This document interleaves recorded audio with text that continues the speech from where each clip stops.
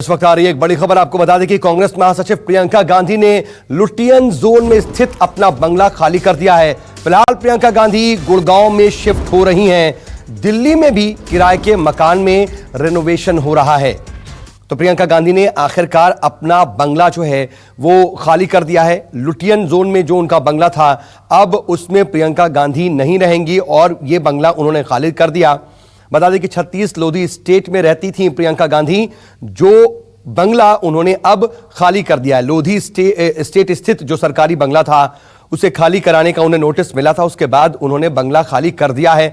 फिलहाल वो गुड़गांव में शिफ्ट हो रही हैं और दिल्ली में भी एक किराए के घर पर रेनोवेशन का काम चल रहा है।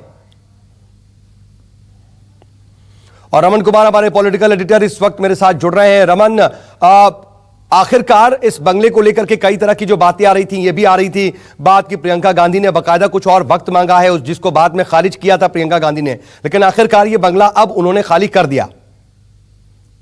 देखिए जरूर, सुरक्षा के लिहाज से प्रियंका गांधी को ये बंगला सरकार की तरफ से ही अलॉट किया गया था और जब एसपीजी की सुरक्षा वापस ली गई तो स्टेट विभाग की तरफ से उन्हें नोटिस जारी किया और कहा गया कि आपको इस तारीख तक अपना बंगला खाली करना पड़ेगा। और इस बीच में एक खबर ये भी आई थी, कांग्रेस पार्टी के एक नेता ने हरदीप सिंह पुरी, जो कि शहरी विकास मंत्री हैं, उनको चिट्ठी लिखकर सुरक्षा के लिहाज से एक्सटेंड करने की बात कही थी। हालांकि प्रियंका गांधी ने तुरंत उसका खंडन करते हुए कहा कि जो तारीख मुकर्रर की गई है उस तारीख को वो बंगला खाली कर देंगी। और आप विजुअल्स में देख सकते हैं कि प्रियंका गांधी सीपीडब्ल्यूडी के अधिकारियों को बुलाकर उनसे पूरा मुआयना करवा रही हैं अपने घर का, और ये आश्वासन जो वैकेशन लेटर होता है वो इशू करवा रही हैं कि इस बंगले में कोई ऐसी खामी नहीं है उनके खाली करने के बाद। क्योंकि आपने देखा होगा कि अखिलेश यादव ने जब अपना बंगला लखनऊ में खाली किया था तो उनके ऊपर कई आरोप लगे थे, और इस बात को ध्यान में रखते हुए प्रियंका गांधी ने भी सभी अधिकारियों को बुलाकर उनसे मुआयना करवाया,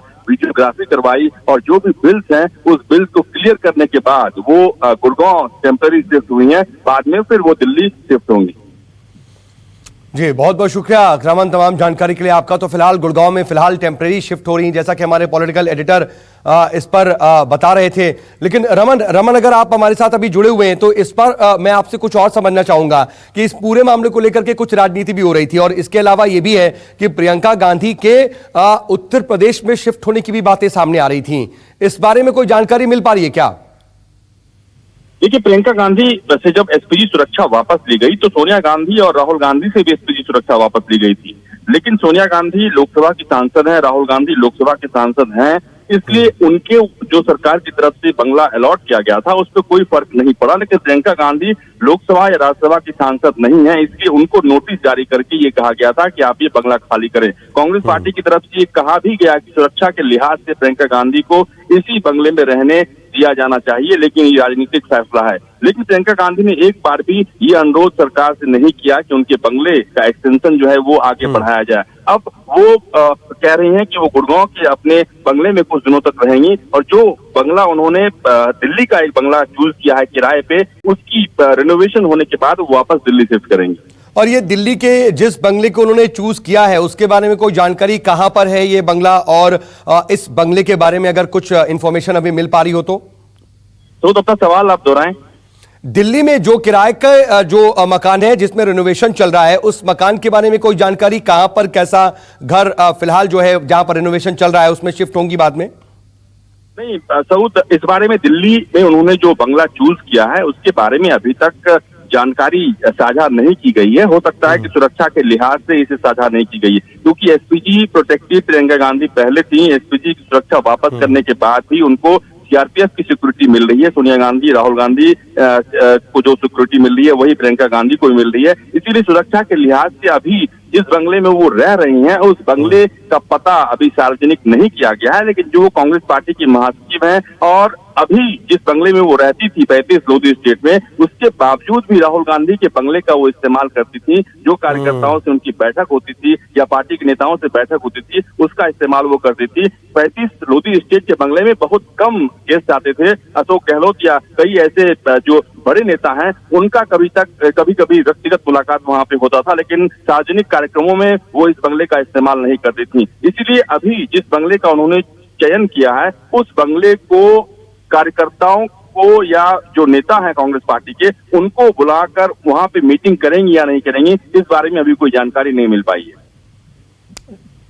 जी, तो कम से कम ये अभी स्थिति साफ हो गई है कि उन्होंने ये बंगला खाली कर दिया। लेकिन रमन, हम जो ये तस्वीर देख रहे हैं, ये तस्वीर भी अपने आप में बहुत कुछ बयां करती है और प्रियंका गांधी के व्यक्तित्व को भी कहीं ना कहीं दिखाती है, क्योंकि वो समझ रही हैं, उनको एक शार्प पॉलिटिशियन के तौर पर जाना जाता है। अब तो कम से कम वो एक्टिव पॉलिटिक्स में भी हैं पूरी तरह से। तो वो समझ रही हैं कि अगर वो बंगला खाली करती तो इसका कहीं कुछ पॉलिटिकल इस्तेमाल ना हो जाए, इसलिए उन्होंने बाकायदा सारे प्रिकॉशंस भी लिए हैं जो तस्वीरें बयां कर रही हैं।